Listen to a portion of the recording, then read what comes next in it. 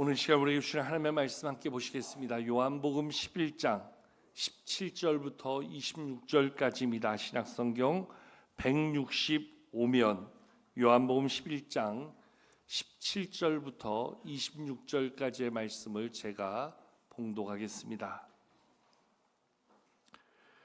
예수께서 와서 보시니 나사로가 무덤에 있은지 이미 나으리라. 베다니는 예루살렘에서 가깝게 간 오리쯤 되매 많은 유대인이 마르다와 마리아에게 그 오라버의 일로 위문하러 왔더니 마르다는 예수께서 오신다는 말을 듣고 곧 나가 맞이하되 마리아는 집에 앉았더라. 마르다가 예수께 여짜오되 주께서 여기 계셨더라면 내 오라버니가 죽지 아니하였겠나이다. 그러나 나는 이제라도 주께서 무엇이든지 하나님께 구하시는 것을 하나님이 주실 줄을 아나이다. 예수께서 이르시되 내 오라비가 다시 살아나리라. 마르다가 이르되 마지막 날 부활 때에는 다시 살아날 줄을 내가 아나이다. 예수께서 이르시되 나는 부활이요 생명이니 나를 믿는 자는 죽어도 살겠고 무릇 살아서 나를 믿는 자는 영원히 죽지 아니하리니 이것을 내가 믿느냐. 어느 마을에 행복한 할머니라 별명이 지어진 한 할머니가 사셨습니다. 이 할머니는 누굴 만나도 밝게 웃으며 그 얼굴에 행복이 묻어나는 겁니다. 누굴 만나도 어떤 상황에서도 환한 모습이 모든 사람들에게 행복을 전해주는 그러한 모습입니다. 저 할머니는 어떻게 저렇게 행복한 모습으로 살까? 그렇다고 이 할머니에게도 문제가 없거나 어려움이 없거나 또 염려할 거리가 없는 것도 아니었지요. 모든 사람이 마찬가지지만 다 삶에는 어려움이 있고 문제가 찾아오게 되지요. 근데 할머니는 누굴 만나도 언제든지 활짝 웃는 미소로 사람들을 만나고 대하는 모습 보고 사람들이 의아해서 물어봅니다. 할머니는 어떻게 항상 그렇게 환히 웃으면서 행복한 모습으로 사실 수 있는 거예요? 할머니 그 비결이 뭐예요? 이렇게 물어보니까 할머니가 이렇게 대답합니다. 나라고 왜 염려가 없고 걱정이 없겠습니까? 다 있지요. 그래도 내가 환하게 웃을 수 있는 비결이 있습니다. 내가 이렇게 환하게 웃을 수 있는 비결은 사흘만 참으라. 사흘만 참으라. 그러면서 이 할머니가 이렇게 설명하여 이야기해 줍니다. 염려 걱정 찾아올 때 나는 십자가의 예수님 바라봅니다. 예수님 십자가에서 죽으셨지만 사흘 만에 다시 살아나셔서 사망 권세 이기시는데 생명의 능력으로 다시 사신 예수님, 그 능력이라면 이 정도 문제쯤이야. 그래서 아무리 어려워도 사흘만 참자. 사흘만 참자. 사흘만 참으면 된다. 하나님 앞에서 기도하면서 이겨내신다는 거지요. 여러분, 오늘 우리들의 삶은 어떻습니까? 똑같이 염려가 찾아오고 걱정이 찾아오고 문제가 찾아오는데 어쩌면 지난 한 주간 내내 우리는 염려 속에 살지 않았는가? 근심 속에 살지 않았는가? 하나님 믿는다면서도 우리는 여전히 십자가의 예수님만 바라보고 무덤에 갇힌 예수님만 생각하다가 절망하고 낙심하고 슬퍼하듯 한 주간 살아오시지는 않았는지요? 우리 기독교는 부활의 종교라 사람들은 이야기합니다. 기독교 신앙은 예수님의 부활을 그 능력으로 믿고 사는 사람들입니다. 오늘 우리들은 예수님의 부활을 믿고 그 부활의 능력 가운데 주임을 우리의 능력의 하나님으로 고백하는 믿음 속에 살고 있습니다. 여러분, 이 땅은 죄로 인하여 죽음 앞에 서게 되었지요. 죽음은 이 땅에서 우리의 모든 것을 끝장나게 합니다. 죽음으로 이 땅에서 우리의 모든 삶은 마치 인생의 종착점을 더 이상 넘어갈 수 없는 한계로 우리를 이끌어가지요. 그래서 우리는 늘 죽음을 두려워하고 죽음만큼 우리를 절망케 하는 것은 없다 이야기합니다. 그런데 예수님은 친히 이 땅에 오셔서 부활의 능력을 우리 가운데 친히 보여주셨습니다. 예수님 자신 십자가에서 우리를 위해 죽으셨다가 3일 만에 다시 사신 부활의 능력이 되셨습니다. 특별히 예수님은 그 사역의 현장에서 3명의 사람을 살리시며 부활의 능력이 우리 가운데 어떻게 이루어질 것인가를 그 사역의 권세로 우리 가운데 친히 보여주셨지요. 우리가 잘 아는 대로 회당장 야이로의 딸을 살려주셨습니다. 나인성 여인의 아들을 살려주셨습니다. 오늘 말씀에 나오는 나사로를 살려주셨습니다. 죽었던 자들을 3번이나 살리신 놀라운 부활의 능력을 보여주셨습니다. 이 3가지 사건은 우리 가운데 공통적으로 죽음의 자리를 생명의 자리로 바꿔주시는 부활의 능력이 무엇인가를 우리에게 보여주지요. 특별히 부활의 능력 안에서 이 3가지 사건은 각각 부활의 시점을 달리 우리에게 보여주는데, 회당장 야이로의 딸은 막 아파 신음하다가 죽은 그때에 예수님이 가서 살려주시지요. 나인성 여인의 아들은 이제 죽어 장사를 지내러 가는 중에 만나서 살려주시지요. 근데 오늘 나사로는 죽어 장사되어 무덤에 갇힌 지 나흘이나 지나서 그의 누이 마르다의 표현에 의하면 이미 벌써 썩어 냄새가 나는 상황이 될 텐데, 나흘이 지난 그 시점에서도 우리 주님의 능력은 안 될 것이 없다, 못할 것이 없다 말씀하시며 살려주시는 놀라운 능력을 보여주고 있지요. 오늘 우리의 삶 속에 이 부활의 능력은, 부활의 예수님은 우리에게 무엇을 이야기해 주고 있는가? 목사가 되고 한 교회에 부교역자로 사역하면서 첫 번째 장례를 모시면서 첫 번째 장례를 모실 때 그러한 고민을 해본 적이 있습니다. 이 말씀을 생각하면서 그 자리에서 돌아가신 분 면전에서 예수의 이름으로 이 사람을 일으켜 세울 수 있다면 얼마나 좋을까, 그런 고민을 해본 적이 있습니다. 반대로 그 자리에 있던 가족이나 그 자리에 함께하는 성도들 중에 누구라도 저에게 목사님, 이 사람 한번 일으켜 살려보십시오, 예수님처럼, 누구라도 그렇게 얘기한다면 저는 아마 그 자리에서 도망가 버리고 말았을 거예요. 저는 할 수 있는 능력이 없는 사람이잖아요. 그 이후로도 많은 장례를 모실 때마다 한 번씩은 꼭 그 고민을 하게 됩니다. 나도 예수님처럼 이 사람을 다시 살릴 수 있다면 얼마나 좋을까. 그럼 아마 당장 TV 뉴스에 나올 거예요. 어느 교회 목사님 장례식장에서 예수의 이름 선포했더니 죽은 자가 살아났더라. 그럼 그 다음에 이제 모든 장례식 때마다 그렇게 해야 되겠지요. 아마 예수 안 믿는 자도 저 찾아올 거예요. 목사님 살려주세요, 살려놓으세요. 못하면 아마 욕을 엄청나게 되겠지요.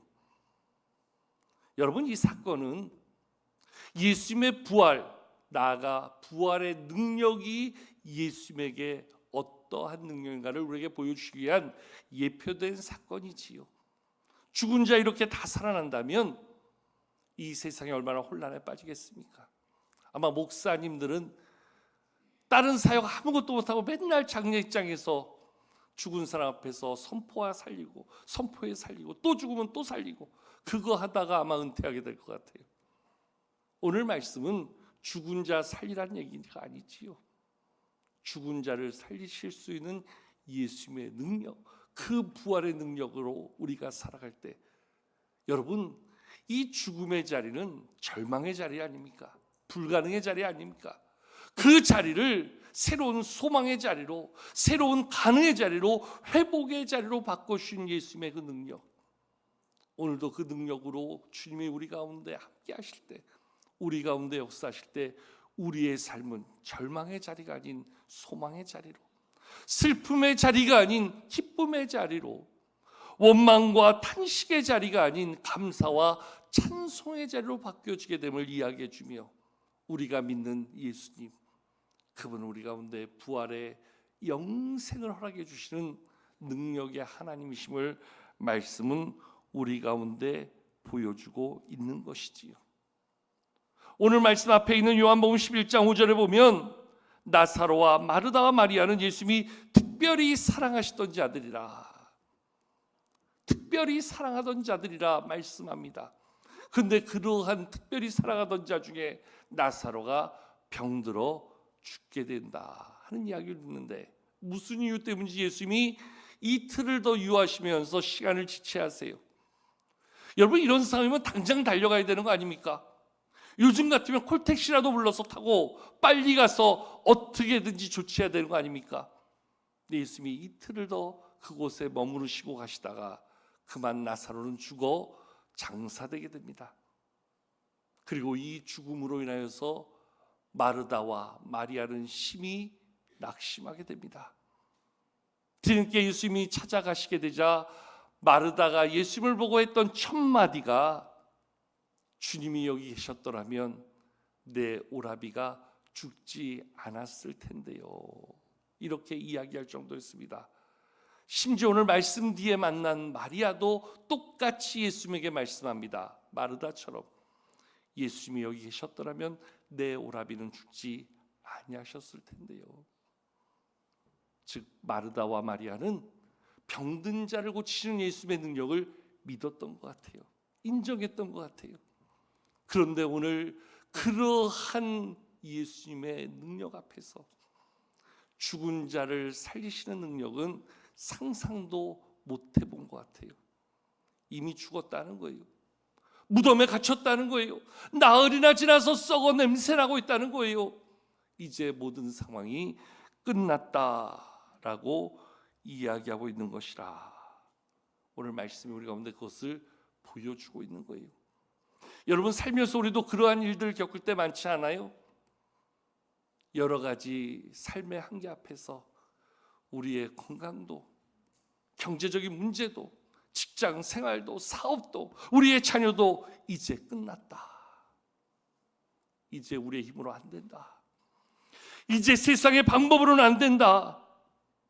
모두가 탄식하고 절망할 수밖에 없는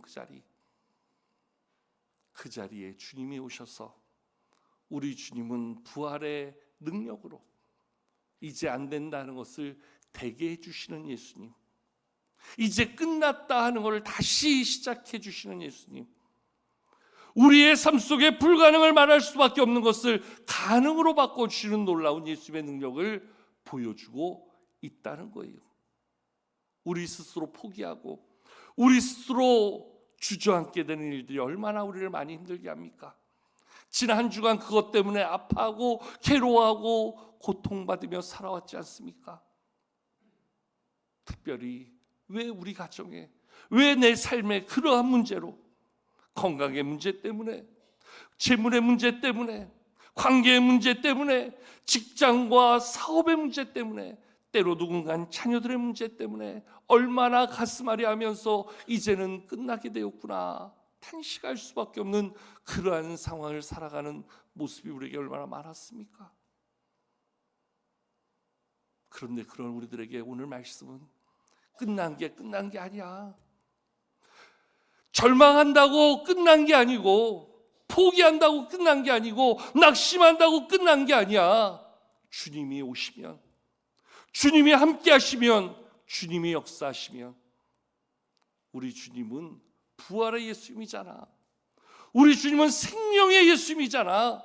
그 주님이 오시면 죽었던 자가 다시 살아나는 것처럼, 절망의 자리를 새로운 소망으로 바꿔주시는 것처럼, 우리 주님은 우리의 삶에 얼마든지 새로운 기쁨과 새로운 소망으로 우리를 채우시는 그 하나님이심을 오늘 우리 가운데 말씀해주고 있다라는 것이지요. 마르다는, 마리아는, 그곳에 모여 함께 울던 많은 사람들은 이제 끝났다라고 생각했을지 몰라요. 그러나 그곳에 임하신 주님은 너희는 결코 끝난 게 아니다. 절망이 아니다. 좌절이 아니다. 낙심이 아니다. 다시 살리시고 무덤에서 나오게 하시는 주님의 능력이 오늘도 우리 가운데 있음을 바라보라 말씀해주고 있는 것이지요. 여러분, 실제로 주님은 그 자리에 계시지 않아서 죽어가는 나사로, 그래서 그렇게 죽어 무덤에 장사되는 그러한 나사로에게 어느 누구도 도움이 될 수 없었어요. 여러분, 우리의 인생도 마찬가지예요. 내가 힘들 때, 내가 아플 때, 내가 어려울 때 주님 계시지 않으면 그저 사람의 힘으로, 사람의 도움으로 해결되어 줄 수 있는 것은 아무것도 없어요. 그래서 우리는 절망을 이야기하고 두려움을 이야기하고 염려를 이야기할 수밖에 없는 거예요. 아무리 생각해봐도 죽은 자가 살아난다는 것 말도 안 되는 이야기잖아요. 우리의 지금 그러한 상황과 처지 가운데 우리의 힘으로 해결할 수 있는 방법이 하나도 없기 때문에 우리는 더 염려하고 탄식할 수밖에 없는 것이지요. 주님 없는 인생의 한계를 보여주고 있는 거예요. 그런데요, 그런 자리에 우리 주님이 오셨어요. 주님이 나사로에게 갈 때 뭐라고 말씀하셨는지 아세요? 자, 우리 앞서 나오는 11장 11절 말씀 같이 한번 읽어보실까요? 우리 화면 보시면서 11장 11절 같이 함께 읽겠습니다. 시작. 이 말씀을 하신 후에 또 이르시되 우리 친구 나사로가 잠들었도다. 그러나 내가 깨우러 가노라. 아멘. 죽은 나사로를 향해 나아가면서 예수님 뭐라고 말씀하세요? 우리 친구 나사로가 잠들었도다. 그러나 내가 깨우러 가야겠다 말씀해 주고 있어요. 여러분, 이 말씀만 따서 보면 예수님은 참 시대 감각이 떨어지시는 것 같아요. 참 앞뒤 물정 모르시는 것 같아요. 이미 나사로가 죽어서 지금 장사되고 무덤에 갇혀 나흘이 지나서 썩어가고 있는데 예수님, 그는 잠들어 있다고 이야기하세요. 깨우러 가야 되겠다고 말씀하세요. 너무 앞뒤가 안 맞는 이야기 아닙니까? 이미 죽었는데, 세상 말로 이미 끝났는데 그 나사로는 자고 있다 이야기하고 있어요. 깨워야 되겠다 말씀하고 계세요. 너무 현실적인 감각이 없는 예수님의 모습을 우리는 그 부분만 보면 보게 되잖아요. 그런데요, 왜 예수님이 이렇게 말씀하셨을까요? 정말 죽은 것과 자는 걸 구분하지 못해서 이렇게 얘기하셨을까요? 제가 우리 성도들 장례를 집례할 때 마지막 예배 때 꼭 이야기하지요. 사도 바울이 이야기합니다. 데살로니가전서 4장에서 사도 바울은 앞서 이 땅을 떠난 우리 형제들을 바라보면서 저들을 잠든 자로 이야기하고 있어요. 그러면서 사도 바울은 잠든 자들이 이제 주님이 오시나 다시 일어나게 될 것이었어. 그들이 먼저 주님을 영접하게 될 것이다 이야기하고 있어요. 여러분, 예수님도 그렇고 사도 바울도 죽은 것과 자는 걸 구분하지 못해서 그렇게 이야기하고 있을까요? 아니라는 거지요. 몰라서 그렇게 말씀하시는 게 아니라는 거지요. 세상 말로 무식해서 그렇게 말하는 게 아니라는 거지요. 오늘 우리의 눈으로 보면 죽은 게 맞아요. 이제 썩어져갈 육신이 된 게 맞아요. 우리가 말하는 기준으로 보면 이미 나사로는 죽었고 이미 호흡은 끝난 인생이 된 게 맞아요. 그런데 왜 예수님은 저를 죽은 자가 아니라 잠든 자라 말씀하시며 저를 깨우러 가야 되겠다 말씀하실까? 주님은 부활의 예수님이라. 다시 살아날 그 나사로의 모습을 보시며 영적인 눈으로 바라보면, 믿음의 눈으로 바라보면, 능력의 눈으로 바라보면 죽은 자가 다시 살아날 하나님의 역사가 오늘 나사로에게 있을 것을 선제적으로 보시고 선포해 주고 있다는 거예요. 여러분, 우리의 삶에 우리의 눈으로 보면 끝난 게 맞아요. 이제 안 되는 게 맞아요. 더 이상 소망 없고 절망하고 좌절할 수밖에 없는 게 맞아요. 그런데 그런 우리들에게 오늘 성경은 무엇을 이야기합니까? 주님이 바라보시듯, 부활의 눈으로 바라보시듯, 믿음의 눈으로 바라보고 하나님을 신뢰하는 소망의 눈으로 바라보면 오늘 우리의 삶에도 모든 게 끝난 것 같은 절망스러운 인생에도 하나님의 역사, 하나님의 응답, 하나님의 부활의 새로운 소망이 우리의 삶에 있게 될 것을 믿으라 말씀하고 있는 거예요. 오늘 예수님 우리에게 자기를 소개하면서 다섯 번째로 말씀해 주시는 내용이 바로 나는 부활이요 생명이다. 부활과 생명이 되시는 예수님 자기를 이렇게 소개해 주고 있는 거예요. 앞서 우리는 우리에게 보여준 예수님 어떤 분이었습니까? 나는 생명의 떡이라. 우리에게 영원한 생명을 주시는, 영원한 삶을 살아갈 수 있도록 생명의 떡으로 우리 가운데 자신을 내어주시는 예수님. 두 번째, 세상의 빛으로 어둠 속에 살아갈 수밖에 없는 우리에게 우리의 나아갈 길과 우리의 인생을 환히 비춰주시는 생명의 빛 되신 예수님. 우리의 나아갈 그 길, 생명의 길로 우리를 인도해 주시는 양의 문, 그곳으로 나아갈 것을 가르쳐주며 양의 문 되신 예수님. 네 번째, 우리를 이끄시고 우리와 함께 하시며 우리를 보호하시는 선한 목자이신 예수님. 그리고 오늘 다섯 번째로 부활과 생명의 예수님. 예수님 아닌 어디에서 우리가 이 부활을 말할 수 있을까요? 그 누가 우리에게 생명을 이야기해 줄 수 있을까요?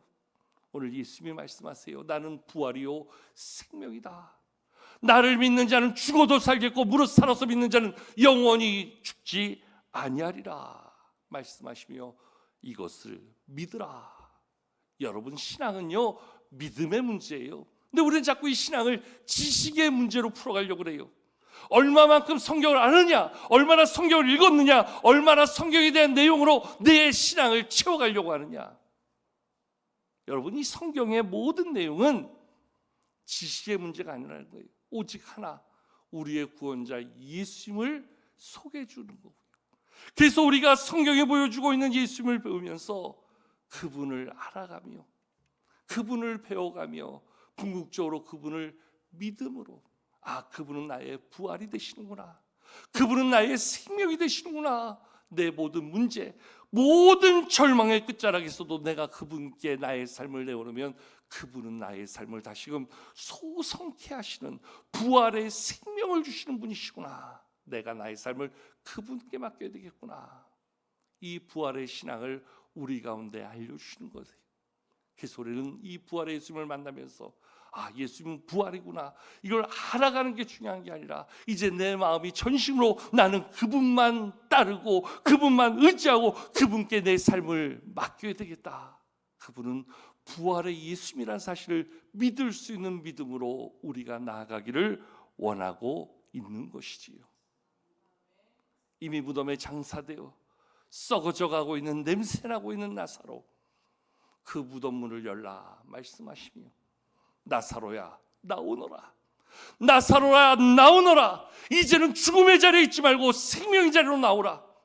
이제는 절망의 자리에 있지 말고 소망의 자리로 나오라. 이제는 어둠의 자리에 있지 말고 광명한 생명의 자리로 나오라. 그를 부르시는 거예요. 죽어 호흡이 끊겼던 나사로가 예수님의 말씀에 반응하여 다시 일어서서 나오게 되지요. 얼마나 멋있는 장면입니까? 그 예수님께서 오늘 이 예배를 통해서 저와 여러분에게 말씀하시는 거예요. 지난 주간 우리를 힘들게 했던, 우리를 아프게 했던, 우리를 고통스럽게 했던, 우리를 두려움에 빠지게 했던 염려와 근심과 오늘 탄식 가운데 살 수밖에 없던 우리의 문제에서 이제 나오라, 나오라.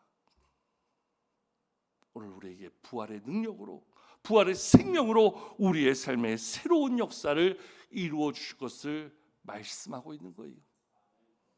여러분, 그런데 내가 내 힘으로 나갈 수 있습니까? 내 능력으로 나갈 수 있습니까?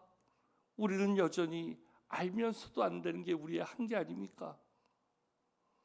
여러분, 그 자리에서 우리에게 생명의 부활을 경험케 하시는 분, 성령의 역사하심, 우리를 도우시는 그 성령의 능력, 오늘도 우리 가운데 믿음 주셔서 주님 따라 살아갈 수 있도록 우리를 도우시는 성령의 은혜가 오늘 이 자리에 있는 우리 모두 가운데 있기를 축복합니다.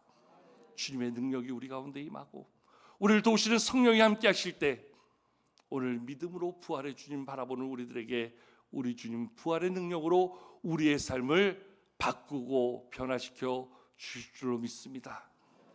이 한 주간을 살면서 얼마나 힘들었습니까? 얼마나 어려웠습니까? 얼마나 삶의 무게가 우리를 괴롭게 하며 우리를 여전히 낙담케 합니까? 오늘도 이 예배 가운데 우리를 불러주시고 오늘도 우리에게 말씀하시며 부활의 예수님 자신이 우리와 함께 하셔서 우리에게 새로운 소망과 새로운 생명의 기쁨과 영생의 축복으로 우리에게 약속해 주시고 있는 오늘 주님의 모습을 우리에게 보여주고 있습니다. 오늘도 그 예수님 바라볼 수 있는 우리가 될 수 있기를 축복합니다. 오늘도 그 주님을 소망하며 믿음으로 나아갈 것을 결단하는 이 시간 될 수 있기를 축복합니다. 부활의 믿음으로 살아갈 때에 우리의 절망은 이제 더 이상 우리를 절망케 하는 것이 아니라 우리 가운데 새로운 소망으로 바뀌어지고 변화되게 되어질 줄로 믿습니다. 여러분, 미국 서부에 가면요, 미국 캘리포니아 그 샌프란시스코라는 도시에 아주 유명한 대학이 하나 있습니다. 그 대학은 1885년, 지금부터 한 140년 전에 세워지게 됐는데요,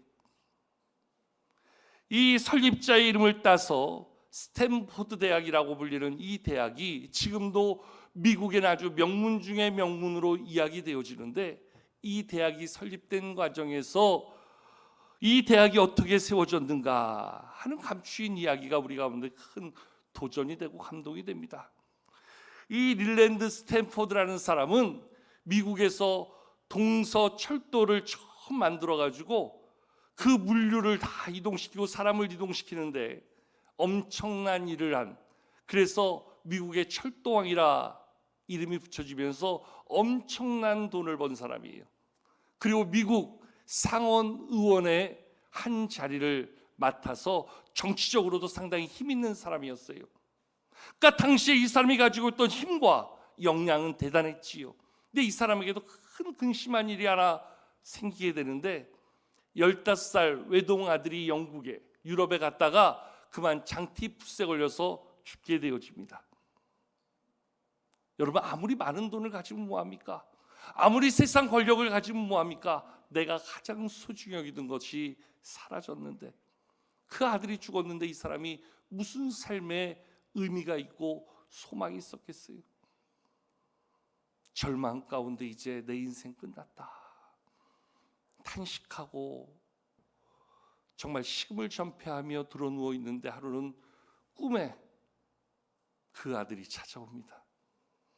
그러고서 꿈에 이야기하는데, 아버지,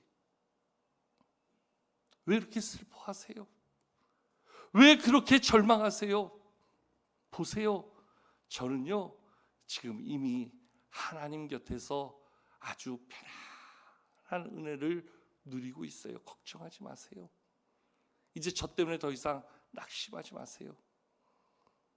아빠가 알려준 믿음으로 이렇게 천국에서 주님과 함께 영원한 생명을 덧입었으니 이제 걱정하지 않으셔도 돼요. 그러시면서 이 아들이 아버지에게 이렇게 이야기합니다. 아빠, 비록 나는 아빠 곁에 있지 못하지만 아빠, 나와 같은 이 땅의 많은 젊은이들에게 나를 사랑하는 마음으로 그들을 돕고 그들을 지지하고 그들을 위할 수 있는 일을 하셨으면 좋겠어요. 아빠가 꼭 그 일을 이루어 주시길 원해요. 그러고 나서 이제 꿈에서 깨어납니다. 마치 하나님이 주시는 응답처럼 이 아빠가 절망과 낙심 가운데 있던 마음들을 그 아들이 찾아와 보여주고 이야기해주는 모습을 속에서 싹 씻어내게 됩니다. 그리고요, 그 아들이 부탁한 그 당부, 이 땅의 많은 젊은이들이 더 나은 삶을 살 수 있도록 꿈과 희망을 줄 수 있는 일을 해주세요. 이 스탠포드가 그 일을 생각하면서 고민하며 어떻게 아들의 뜻, 아들의 바람 속에서 이 땅의 젊은이들에게 꿈과 희망을 줄 수 있는 일을 만들 수 있을까 생각하다가 마음에 갖게 된 생각이, 이곳에 학교를 세워야 되겠다. 그래서 어려운 학생들, 가난한 학생들에게 공부할 수 있는 기회를 주고 저들을 잘 가르쳐서 우리 사회에 필요한 인물들로 세워야 되겠다. 지금도 이 스탠포드 대학은 아주 장학금이 좋은 학교로 유명하대요. 그래서 그렇게 자기가 가지고 있던 돈을 출원하여서 오늘 그 이름을 따서, 성을 따서 학교를 세우게 되지요. 스탠포드 대학교. 거기에서 많은 정치인들이 배출되고 경제인들이 나오고 사회 여러 분야의 지도자들이 나와서 미국 사회를 이끌어가는 좋은 명문학교가 되었고, 앞으로도 그러한 일 가운데 귀하게 쓰임을 받을 수 있는 그러한 모든 사람들이 칭찬하고 주목하는 학교로 세워지게 되었다 이야기합니다. 여러분, 우리의 슬픔을 잠재울 수 있는 게 뭡니까? 우리의 절망을 멈출 수 있게 하는 게 뭡니까? 부활의 신앙밖에 없다는 거예요. 부활의 능력밖에 없다는 거예요.